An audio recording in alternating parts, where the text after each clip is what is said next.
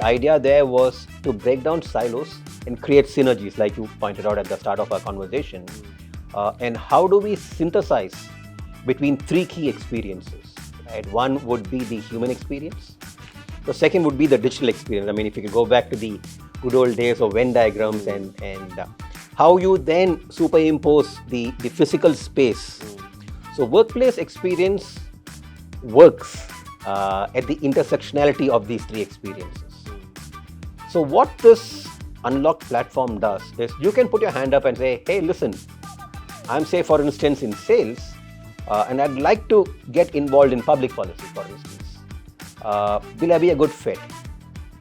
On the other side, so that's going to be the supply side, right? On the demand side, and I'll go back to the classic example of when I was a country manager, I'm always looking for more people. But we all work with budgetary constraints. We may not necessarily have the money because the role or the project may not really be long-term or full-time. So we probably have a quick engagement, an intense engagement on the policy side. We want more hands on deck.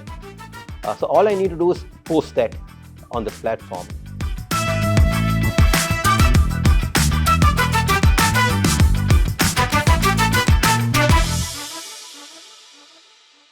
Hello and thank you for tuning into GCC Unplugged, where real leaders share raw insights. I'm Saurabh Kumar, consulting editor, The Economic Times, and I'm the host for this podcast. Let's start with a thought. What if the real unlock for GCCs lies in how we design the workplace experience itself? Sounds interesting, right? And I have with me someone who believes the future of GCCs is about creating synergies between physical spaces, digital technologies, and human culture. Rajesh Mani from Mastercard, thank you for joining us. Thanks for having me, Saurabh. So, Rajesh, first question. You started, with sales. You had a venture also in between, so you're an entrepreneur as well. And now you had the Asia Pacific tech hubs for Mastercard. So, tell us about the lessons, how it has shaped your leadership and the lessons that you've got through all these transitions that you've made. Yeah. All right. I guess I've been fortunate to have had such a diverse career. And each of these roles in my career have taught me many a lesson, which have become part of what I call my leadership toolkit now. As you rightly pointed out, very early in my life, I became an entrepreneur. And the one thing that taught me was all about taking ownership. You need to approach any situation with a mindset that says, the buck stops with me. You need to actually own the outcome. Since then, I've had many leadership positions across many organizations, but I'd like to talk about my career journey at Mastercard. Now, I've spent more than 12 years with Mastercard across 4 different roles, I must say, and 4 different geographies, in fact, countries as well. And each one of them has been a learning for me. I started off by establishing Mastercard's office in Bangalore, customer-facing role. And the one thing that taught me, a bit of a no-brainer, I would say, is all about customer centricity. No matter who your customer is, internal, external, whatever you do, they should be at the center of it. So that's what that role taught me. I then moved to Singapore, where I was leading the digital partnerships for the ASEAN region. And what that taught me was about inclusive leadership. Now, the ASEAN region is very diverse, not just from an ecosystem standpoint, but culturally as well. It's a cultural melting pot. So if you need to be a successful leader there, you need to be able to embrace and integrate the diversity you get culturally, which actually helped me in good stead and kept me in good stead, I would say, when I moved to my next role, which was as country manager for Sri Lanka and Maldives. Completely different ball game, because here I was not only managing a P&L, but in addition, I also had to manage Mastercard's relationship with the ecosystem. And what that taught me was all about keeping the big picture in mind. Be strategic in your outlook while not losing focus on execution. And in my current role as Tech Hub lead for Asia Pacific, it's all about culture building at scale, which by extension means it's about people. how do you empower them, and how do you help them grow? Right? So all these lessons that I've learned through my career kind of nicely dovetails, if I may call it that, into what we call the Mastercard way, which is a culture driver at Mastercard, which talks about growing together, not just as Mastercard, but in the communities that we work in, for our employees, for our customers, and creating value. Okay, right. And I think that that culture part is very important, especially across geographies. I was talking to a leader yesterday, and she said that the politest of mail that she had sent was, viewed as a rude statement by in another culture. So Very true. you really have to be very mindful of what you're, how you're, writing things or saying things to people in a different culture, but your presence actually, so that becomes very difficult actually. No, very true. But forget another country, Saurabh. I mean, let's be honest, right? In this conversation, the way you talk in let's say the north of India, Right. compared to the way we talk in the south of India is very different, right? I mean, talk to people in any part of the south like you would talk to somebody in the north, and they will definitely take offense, right? And similarly in the east of India, which is where you're from, you've told me, it's a very different ball game. I mean, I know my wife is from Kolkata, and every time I go there, it's not much of a culture shock for me, I must tell you that. Very similar to what you see in the south, right? But if that can happen in a country like India, trust me, once you go beyond boundaries, the culture shift is very, very palpable. Right. Okay. So, tell us about, the ways Mastercard presence in India has grown over the years, and especially about your Pune Tech Hub and what next after that. Right. Not many people know this, but Mastercard's been in India for more than 4 decades. Okay. And we are at the center. We've been at the center of what we'd call a vibrant payments ecosystem, which is making commerce in the country safer, smarter, and more secure. And now, specifically about the Pune Tech Hub, well, way back in 2014 is when we decided to set up the first tech hub for Mastercard in India, in Pune. And at that point in time, we had a couple of hundred people. And since then, we've grown by more than 30x, more than 30x over a 10-year period. And I must tell you, that is a reaffirmation of Mastercard's commitment to stay invested in India. And more importantly, to stay invested in the extraordinary workforce that we have here, the talent that we have in India. And from a Pune Tech Hub perspective, we continue to support Mastercard's global operations across things like payment security, cyber security, fraud prevention, and digital identity. In fact, I dare say that in collaboration with the other tech hubs that we have globally, we continue to drive impact on Mastercard's mission of powering global economies. Okay.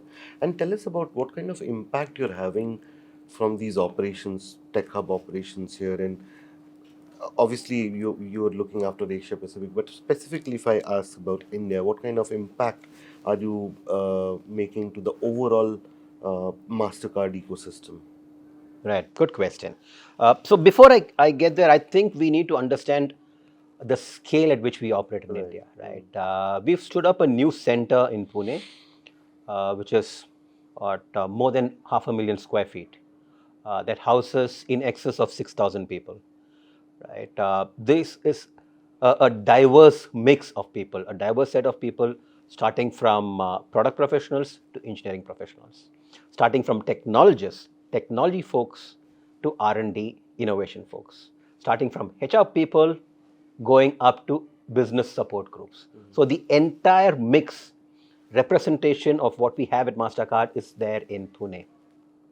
Therefore, of course, we have a lot of initiatives that are getting run out of Pune that support not just global, but Mastercard's India market as well. And let me give you a couple of examples to support this.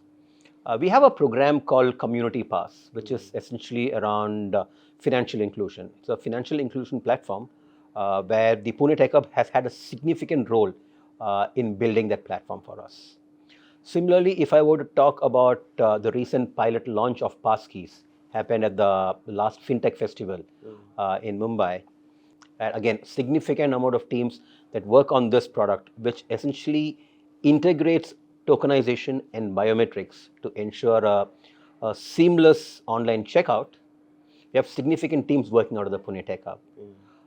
And of course, ASA, where we are the authorized agency for the government and therefore enable both our partner banks and other partners as well to offer Aadhaar-based benefits and programs. Great. So, you are a proponent of a diverse, workplace, and I guess you believe that inclusion encourages innovation, as you said. Yep. So, tell me about it and give me an example wherein it really has worked, which was tangible. All right. So two parts to your question, right? One is around inclusion.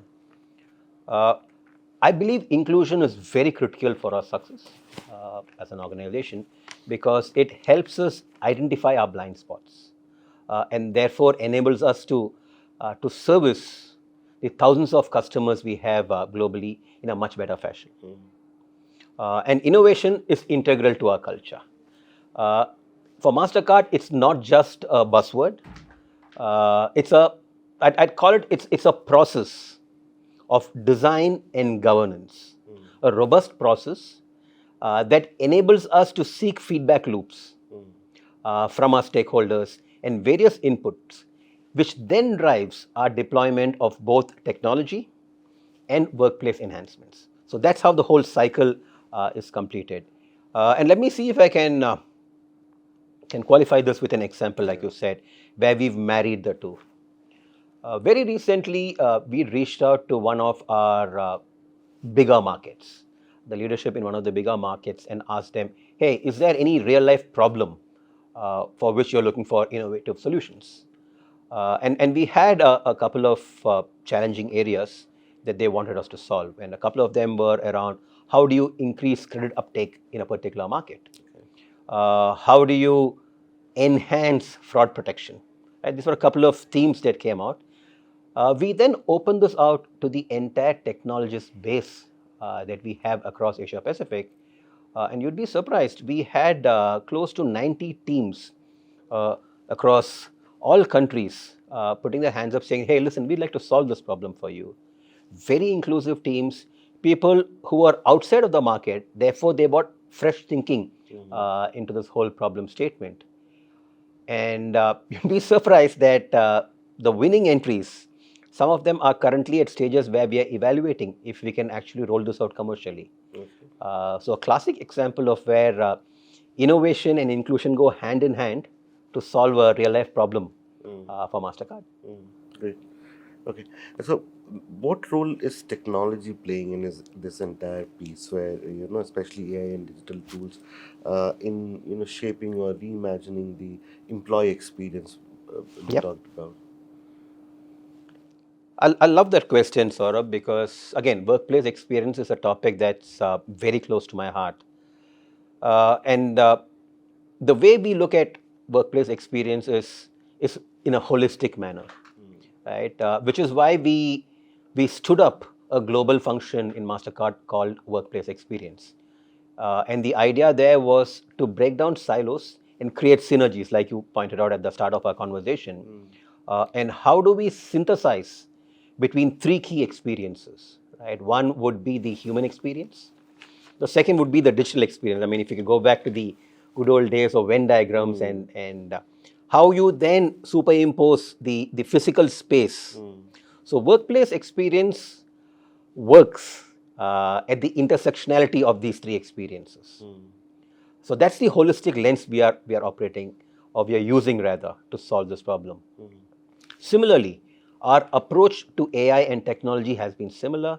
We don't use single lens, rather we take a holistic view of how AI can solve. And it's not just about productivity increase, right? How do we use it as a career coach, for example? How do we use this to improve your day-to-day efficiency? And I'll kind of try again illustrating this with a couple of examples, and maybe even talk about how this can become a wellness coach for you. Now at Mastercard, we have a platform called Unlock, which essentially is an internal talent marketplace. Okay. Many a time what we've noticed, and I'm sure you've gone through this, I've definitely gone through this, we have a day job and we aspire to go to our next role, but which may be completely different from what we're currently doing, but we are not really sure if that's something that will fit into our larger or long-term career aspiration. And many a time we are wondering, hey, listen, I wish I could do a small project on this to get a sense of what this entails. So what this Unlock platform does is you can put your hand up and say, hey, listen, I'm say for instance in sales, and I'd like to get involved in public policy, for instance. Will I be a good fit? On the other side, so that's going to be the supply side, right? On the demand side, and I'll go back to the classic example of when I was a country manager, I'm always looking for more people. But we all work with budgetary constraints. We may not necessarily have the money because the role or the project may not really be long-term or full-time. So we probably have a quick engagement, an intense engagement on the policy side. We want more hands on deck. So all I need to do is post that on this platform. And what the platform does is, and of course, when I put this project on the platform, I need to define the time, the scope, what it entails.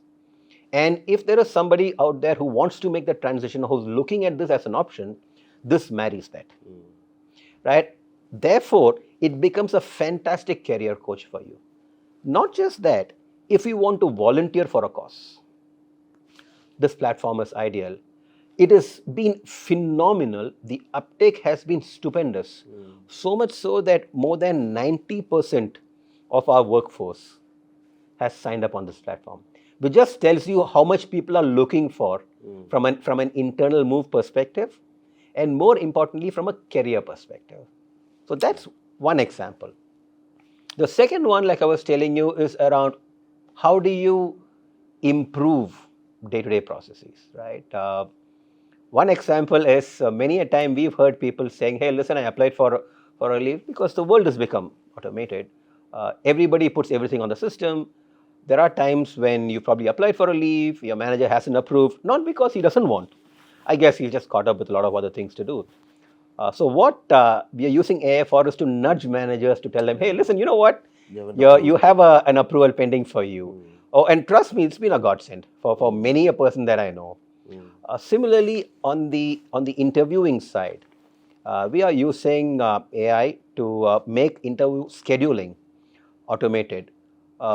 We've seen this in the past that hiring managers don't have the time. Recruiters are chasing them, and therefore the whole process gets delayed. Now with this tool, the tool automatically looks at a schedule, scans and gives you options. Similarly, the candidate also is able to give preferred options. And we've seen tremendous improvement from an efficiency standpoint in this whole process. So that's how we're looking at this from different angles so that we land with a holistic view of how we can use technology. Great. So, you remind me of someone I was speaking to yesterday and said that my manager on my first day asked me what next, and I was perplexed that I've just joined and why is he asking, does he like me? It was not that. It was that what do you want to do next, so that we align your career in this organization, the platform that we Unlocked, yes, talked about. Absolutely. Absolutely, hits the nail on that. So thank you, Rajesh, for joining us. It was a pleasure to have you. My pleasure, Saurabh, and thanks once again. Thank you. All right.